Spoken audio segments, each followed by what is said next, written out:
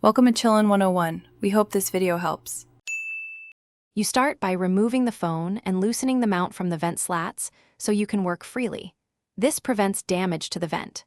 Once detached, examine the clip mechanism and the rubber contact pads to see if clips are bent or springs are loose, because that determines the fix.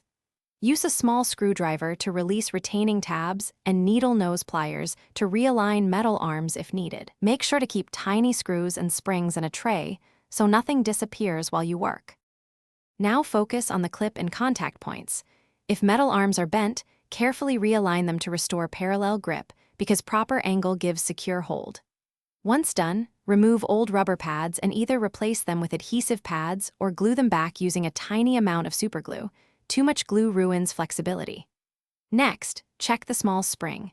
If it slipped out, reseat it or swap with a similar one so tension returns. Test the mechanism repeatedly to ensure smooth opening and firm closure before reassembly.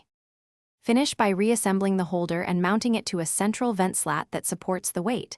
Alignment matters because slat direction affects grip.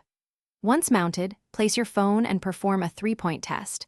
Push, pull, and jiggle to simulate bumps, and then adjust tilt to avoid blocking airflow.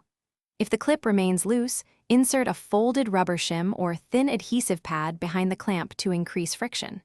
If problems persist, swap the entire clip assembly or consider a vent-free magnetic mount as an alternative. Thanks for watching. Consider subscribing if we helped you.